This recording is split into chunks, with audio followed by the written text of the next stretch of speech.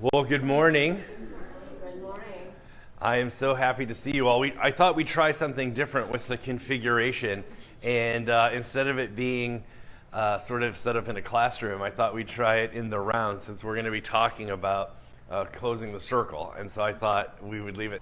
I wanted to start this morning as we talk about us versus them.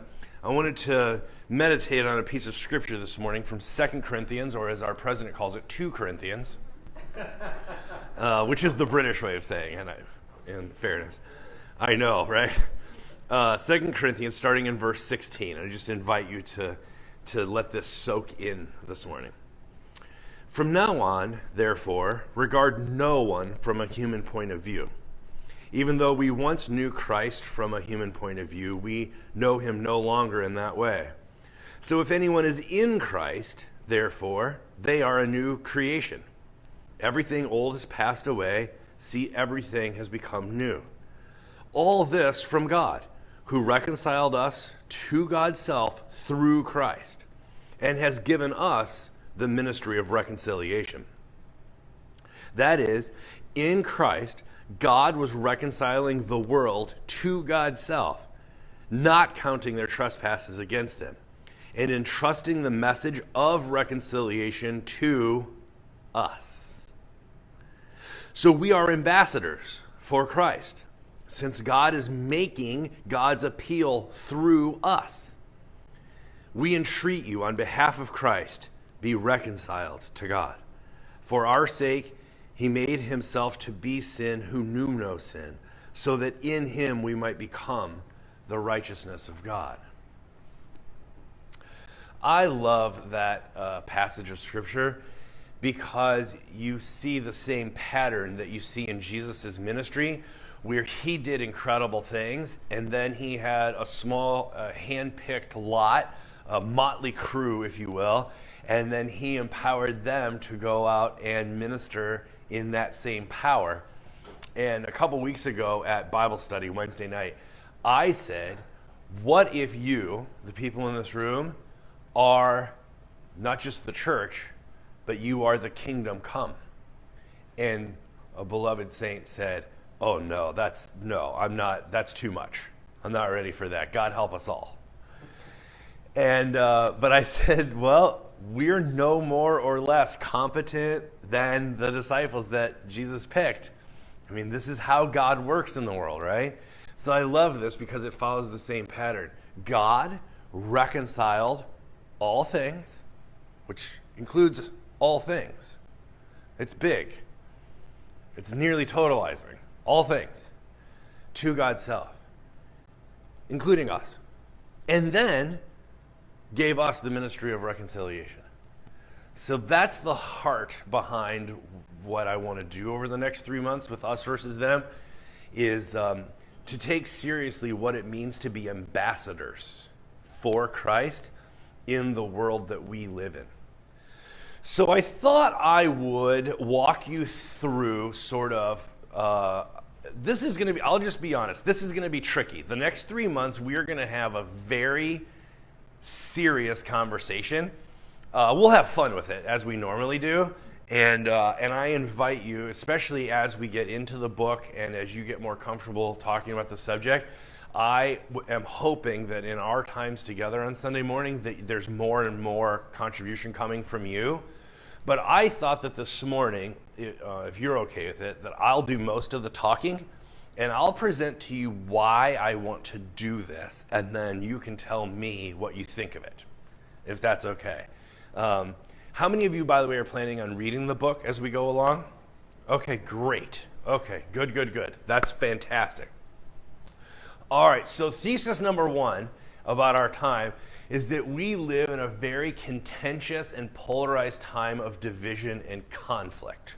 Really? Is this news? Is this news to any of you? Yes. Yeah. It is amazing. So one of my favorite books was written by Deborah Tannen in 99 or 98, and it was called The Argument Culture. And in the heels of the Clinton presidency, she thought that our culture had gotten so nasty that it needed to be addressed. And one of the reasons I love that book is because this is pre-internet, pre-social media, what we have now with the 24-hour news cycle. It's only gotten worse. So this breaks my heart. It makes it really difficult. I like to put out those little 5-minute videos to encourage people to think about new ideas. I can't tell you how often right now I go to post it and realize because of my Facebook stream or my news feed that I might as well just wait 24 or 48 hours because things are so inflamed. There's always an emergency or a crisis in the news, and it's not going to get it. I can't even get in front of people. I have an encouraging word, and I can't even get it in front of them because things are so agitated and inflamed that it's not going to, get any views. Because that's not what people are thinking about today. They're upset about something happening in Washington or some natural disaster or, whatever it is. So we live in a really exhausting time. There's a fatigue. I don't know if you feel it, but there's a fatigue that sets in where you actually have to discipline yourself to say, I can't just sit and watch the news all day, or I can't be on Facebook all day. And you have to be disciplined to say, this is not good for me.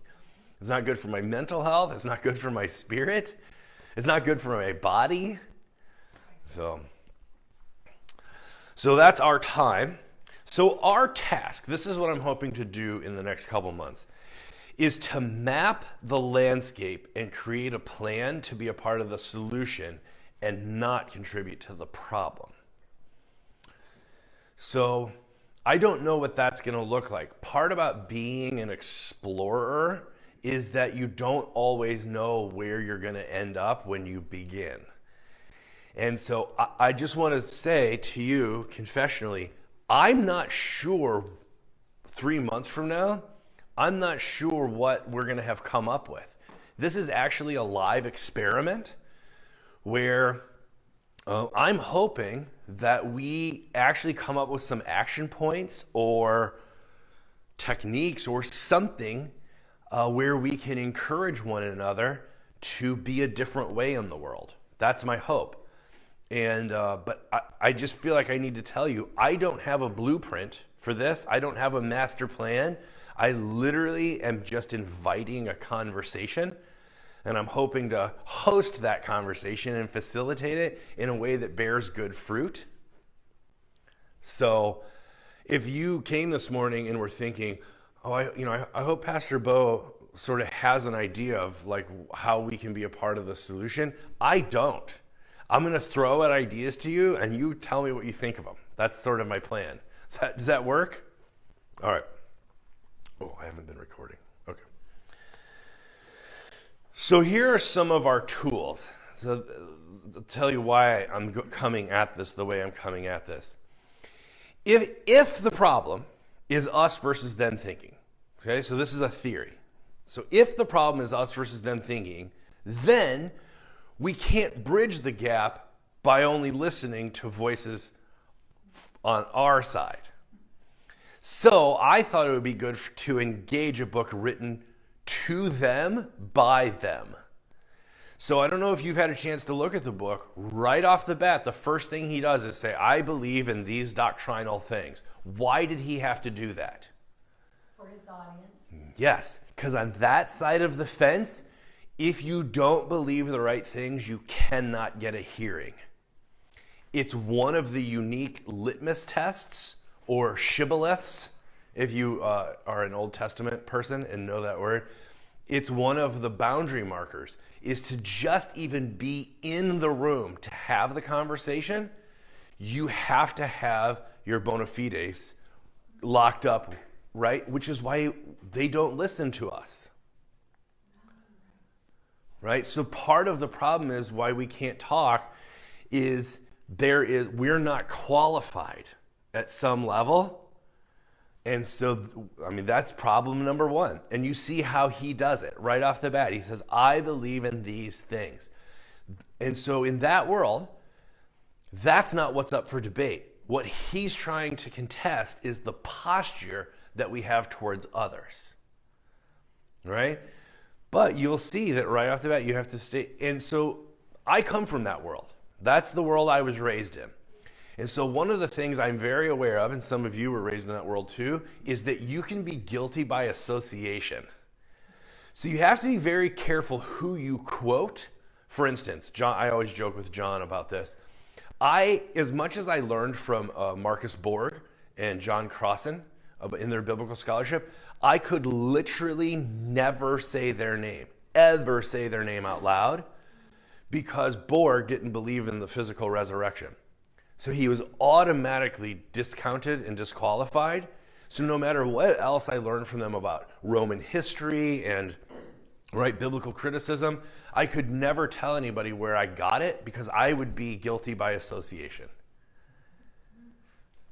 In fact, one of the things I'm always trying to tell people who don't live in that evangelical world, or fundamentalist, conservative, Pentecostal, charismatic, it all sort of gets under that big umbrella. One of the things that you may not realize is that there's a thing called double insulation, which is not only do I need to keep myself pure from the influence of the world, the pollution of the world, but I need to distance myself from people who don't. Right? So not only do I need to live a clean life, I need to not associate with people who don't live a clean life. So that's double insulation. That's a thing. Yeah. So it's one of the, and we can talk about that. The reason I bring this up is, if you feel like you are distanced or an outsider to some of the things you see in the news, or like 81% of white evangelicals support President Trump, and you're thinking, I can't even round the corner to get access to that. I don't even know what to do with that. I will tell you that that's not an accident. You might not even have access to that because of this double insulation thing, or this guilty by association. So one of the reasons that we have these silos that we have, where we don't have us and them in the same room, is because we live in a self-selecting society. And so we have both a strength and a weakness, that we're very open-minded and very accepting. That's one of our strengths. It's also one of our weaknesses, is that we don't, I'm just going to be honest, permission to be unguarded in this room. We don't have the highest standards for life and practice, morality, spirituality. We'll take anyone at any point in their journey. You can believe basically anything you want.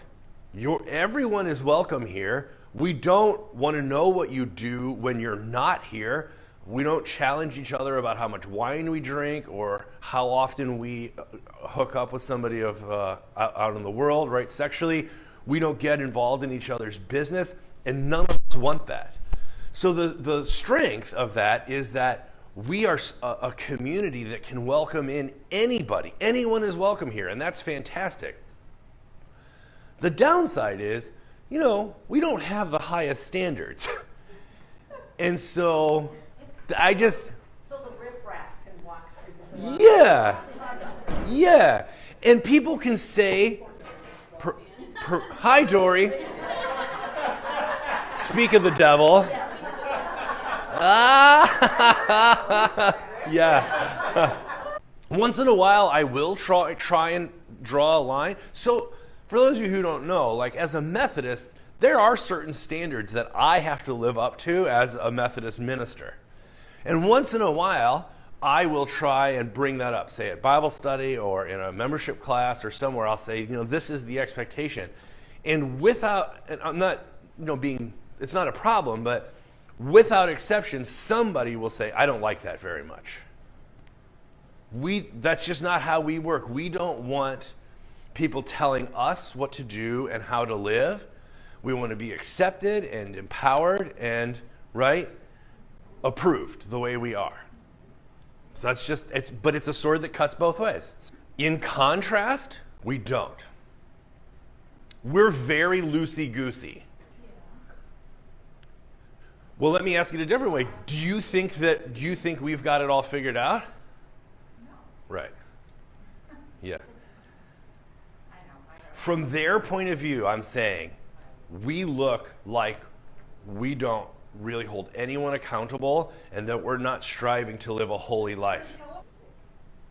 It is going to be individualistic. That's really, it's key. I mean, one of the things that's important to know is that liberal, right, 500 years history of the liberal idea, the thing that makes the liberal worldview powerful is that it centers the experience of the individual.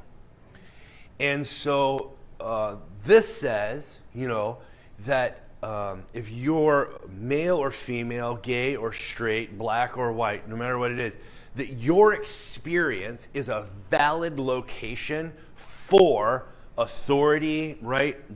And that you are a special you, and it's not on me to tell you how to live. That's the liberal 500-year tradition that we have inherited. And we like it. I mean, we're comfortable with that. But during this study, I want to point out that that's not how it looks from the other side of the fence. Right? Yeah. We swim in kind of that heated pool. That's right. That's exactly right. That's really well said. And if you believe that you are corrupted, right, by sin, right, so you're born inherently sinful, then you really can't trust yourself, and you shouldn't be the authority in your own life because of that fatal flaw. So you do have to look to sources of authority outside, right? So that makes sense. Versus us, we think that our experience is pretty valid, and so any authority that wants to curtail that or poo-poo that, we get suspicious of the authority, right? So, I mean, that's just part of the difference between the two families. So in this book, Us versus Them, I just want you to know how I'm viewing it. We're sort of eavesdropping on an in-house conversation on the other side of the street, right? So David Fitch is writing to the evangelical community to tell them to be nicer to people like us. Okay? So that's a privilege that we have to listen in to a conversation that's in-house over there. But what I'm hoping to do is to read this together and to say, do we have anything in our house that we need to straighten up, right, in light of this? No, we've got it all together. Okay. So my hope is if he digs from his side of the wall and we dig from our side of the wall, that we find something in the middle, that we connect. That's my hope. And I don't know that that's possible in this environment that we live in, but that's what I am hoping to pull off here. Here's why I have a little bit of hope, is over the last 2.5 years, we here at Vermont Hills have cultivated being a conversational community. And so we have practiced listening to people who see life not entirely different than we do, but slightly different than we do. And so this is the skill that we've been cultivating, because I think as we grow into that listening to people of different perspectives and different experiences and from different locations is a really valuable thing. And it's something that we, I think, have a unique capacity for because of the thing I said earlier, which is that we don't have a top-down authority structure, and we don't think, for instance, that the Bible, as the Word of God, provides all of the answers for life and faith, so we have to work it out together.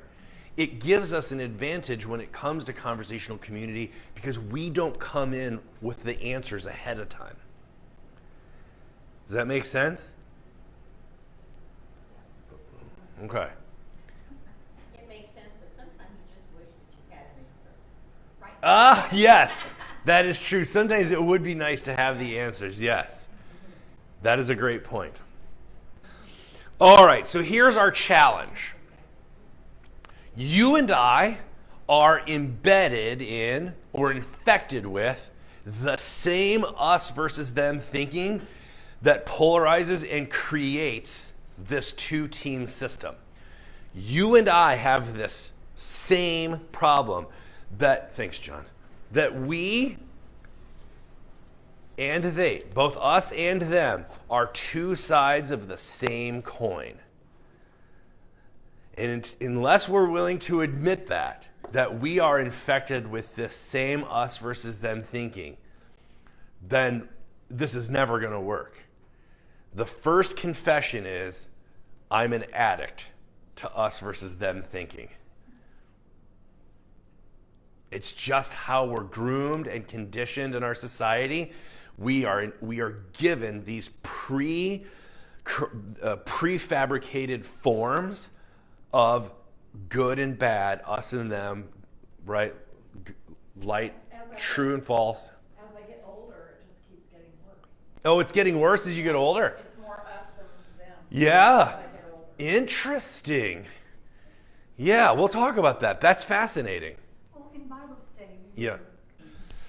You know, Glenn, that's really, honestly, that's a generous way to approach that. I will never forget the first time this dawned on me. We had started a church in LA called The Loft that's very much, imagine like what we do upstairs for worship, but with like hip music and like lights and sounds, right? It was a very immersive experience. It wasn't as churchy. It was more coffee shop or a concert, like a rock concert.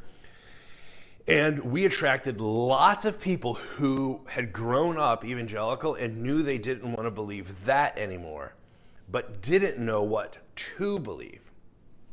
And they came and they loved it. And they would always say to me afterwards, this is incredible. I've never been at a church where you're allowed to ask questions, where you're allowed to doubt, where you can disagree with the pastor. This is amazing. That was week 1. By about week 3 or 4, they would come up and say, hey, pastor, this is really great, and I know you guys love questions and stuff. At what point do you give us some answers? And I said, well, there are no answers. We just live into the questions, and then we'd lose them. And I had to come to terms with the fact that we were so nervous about being prescriptive and heavy-handed that we weren't pastoring people.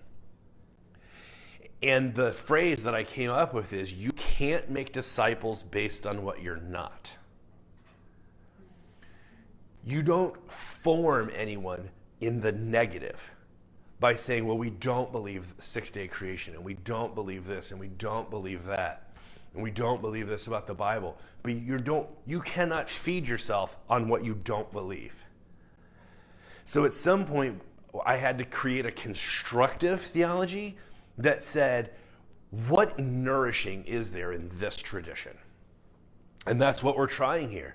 So that when the young people come in and they know what they don't want to believe anymore, we actually can put something in front of them that says, this is spiritually nourishing.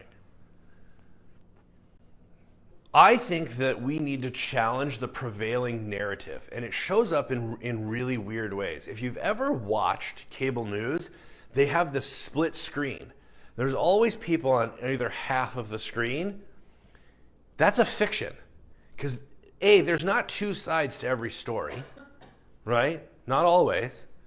And sometimes there are 3 or 4 sides to a story. But this idea of both sides is a fiction. But it's an obsession that comes in our either-or culture. And so it's one of those things. So the thing that I always do is people will often say, 48% of the country voted for X. And I'll say, that's not true. 48% of the people who voted. It's a big difference. So what I do is I like to draw the Venn diagram and say you have Republican and Democrat, right? And then you have the slight overlap. But the large majority of people didn't vote who were eligible to. So it's not that half the country voted for somebody. They didn't. A quarter of the country voted for that person because more than 50% of people who were eligible didn't vote. So we get sold a fiction that we live in a divided 50-50, right? 48-52 country. That's not true. And they're just sitting back wanting to be given the answers. They don't want to work for it. No, I disagree. I think we're given such many options that people are saying, this isn't even worth my time. If only rich people who can afford to vote go and then they get paid by these lobbies of big business, I don't want to be a part of that toxic system. I don't think it's necessarily laziness. But you have to be a part in order to change it. I agree with you. But that's not them being lazy. That's them protesting by their absence. Okay. Okay, I get you. Yeah. So we're sold fictions, and so we have to challenge those fictions because they're not true. And they actually lead us to have conversations that will never bear fruit because they're not based in reality. And then, I talked about we've defined ourselves by what we're not. And I'll just be honest, and you guys know how much I love you. I love this congregation and each one of you so, so much. You have to admit, we don't have the highest view of them. We do look down on them a little bit. And I'm not that kind of Christian. So I just think So in the honesty of this room, I think we just need to admit we're part of the problem. We've designed ourselves by what we're not. For instance, when I started bringing newer music in, every single week somebody would ask me, we're not going to have a drum set, are we? Well, a drum. But it's interesting that we've defined ourselves by they have drums, we don't. That drum, right, in that sense, is a master signifier because they're that kind of church and we're this kind of church, right? So here's our call, as I see it, is to be strong, to be clear. Because we live in an age of disinformation, we have to be clear. And so it doesn't do us any good to sling mud at the other side and muddy the water and stir up trouble. Part of our call is to be clear. We're allowed to believe things. We're allowed to believe things. We just need to be clear about them, but also clear about the difference with the other family. And how, what's going on that side. To try understanding, we're not going to agree on everything. We're just not.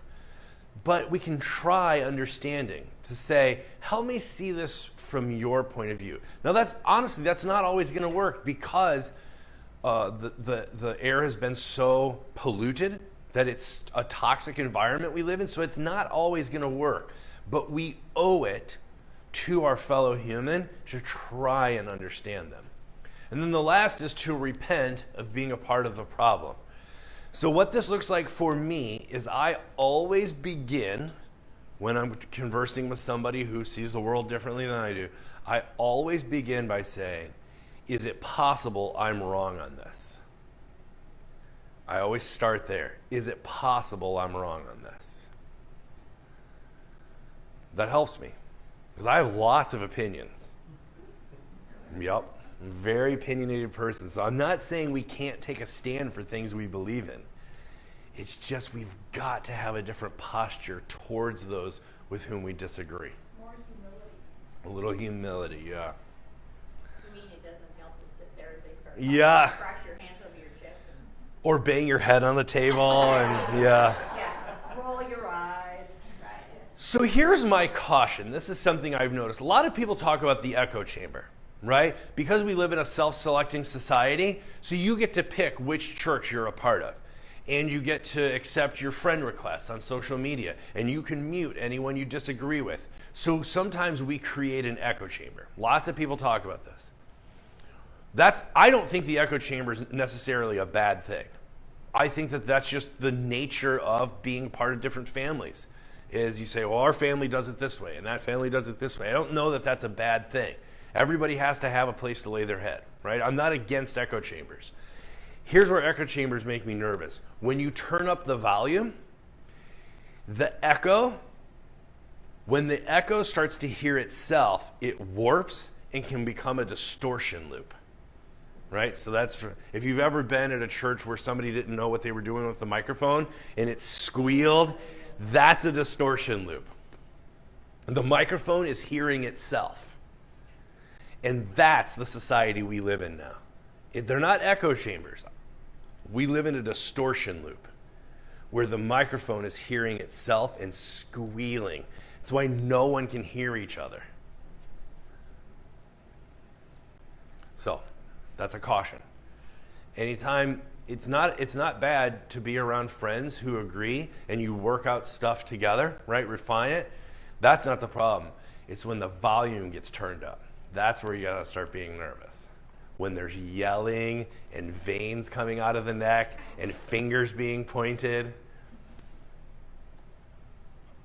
So here's my keys. I wanted to run this past you. So here's how I evaluate if I'm going to take action on something or if I'm going to let it go. If it's going to fix itself, then it doesn't need me, right? If it has embedded in, if the problem has embedded in it its own solution, that's not where I'm going to put my time and energy. I'll talk about this in a second. Secondly, if it's going to run out of steam, then I'll let that go too, right? It might be a problem, but it can't long-term sustain itself. Eventually it's going to run out of steam. I'll let that go. But if it's not those two things, then that's when I decide time to roll up the sleeves and get to work.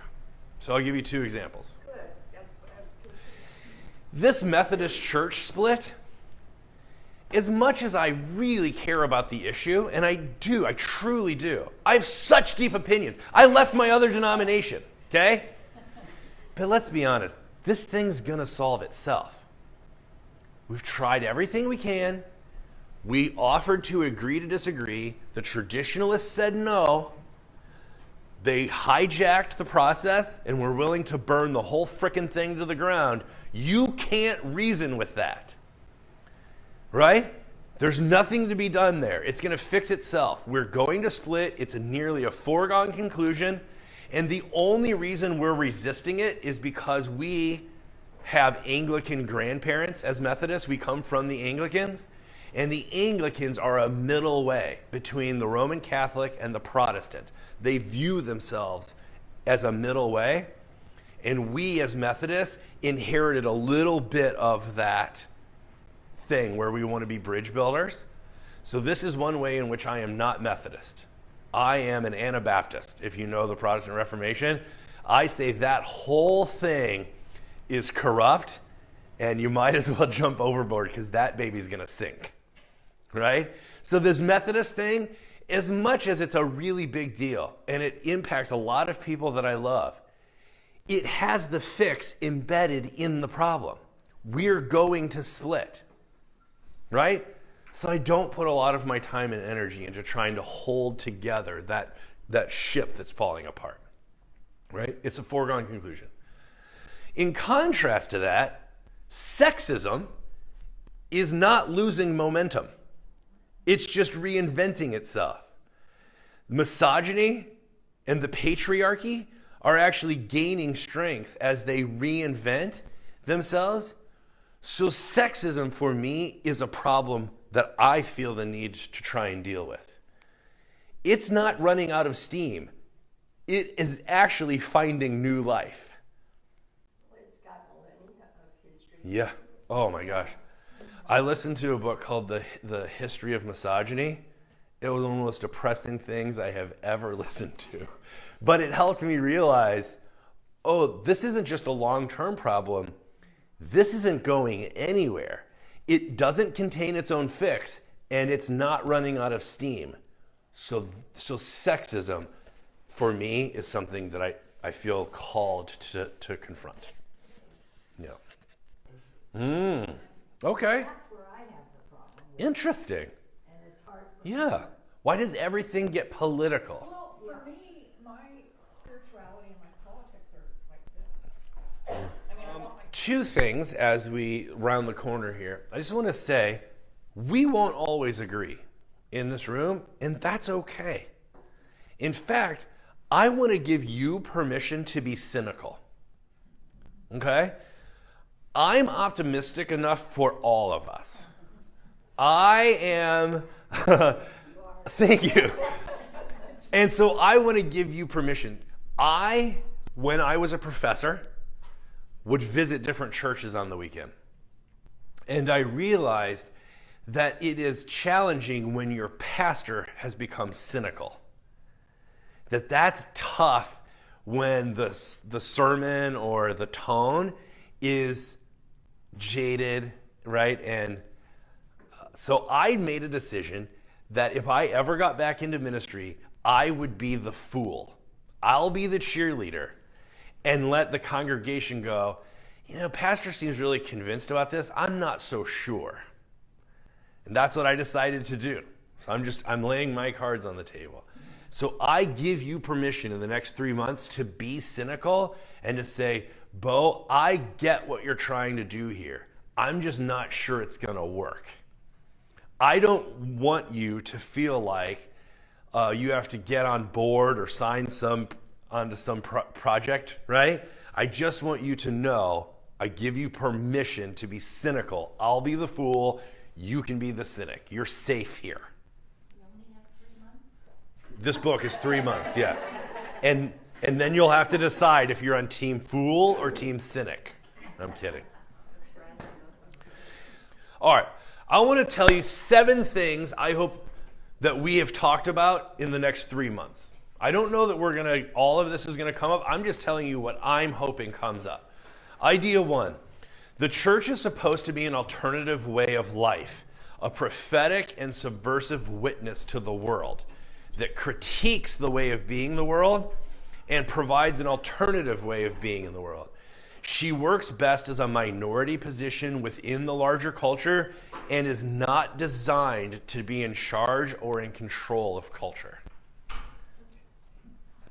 If you read the Gospels and the Acts of the Apostles, the church is set up to be a little bit of leaven in a great big lump of dough. It's not designed to be the dough. And part of where we've gone wrong is that in Christendom, the church became the dough. So now, when we've lost that privilege and that status, we feel aggrieved.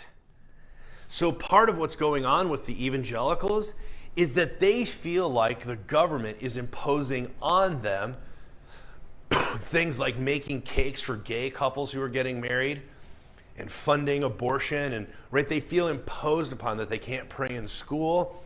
But it comes, the unstated, is that they think they should be in charge, which is a remnant of Christendom. And they feel aggrieved that anyone would tell them that what they do, their religion, isn't okay. Idea 2, neither the Republican or Democratic Party can fix the problem of society. The Democrat and Republican parties are two sides of the same flawed coin. They are not the solution to the problem. They are a manifestation of the problem. Mark Charles says, if you think that Trump is the problem, then you have not understood the problem. Voting Democrat this year will not save us. It won't fix this country. What's broken is so much deeper than who sits in the White House.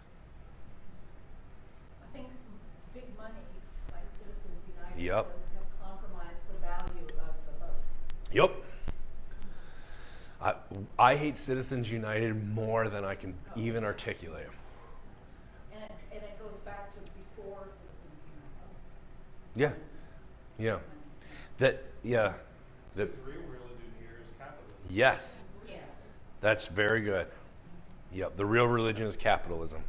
All right, idea 3. The church is not a middle way between these two camps. The church is not a compromise, in my view. But it's supposed to be a third alternative to these ways. What we call the church is so saturated with both empire and consumerism, this is your capitalism, that it is completely impotent to confront the powers that be, which crucified the Prince of Peace as a scapegoat, and these powers continue to make life worse for most of humanity. That's a pretty strong statement. We are caught up into a vicious machine. And unfortunately, the church has been the hood ornament on the beast. Next idea. The American church is in bed with the systems of this world that reinforce racism, sexism, poverty, and militarism. 3 of those 4, by the way, Martin Luther King called the triplets of evil. He called racism, poverty, and militarism the triplets of evil. And then they shot him.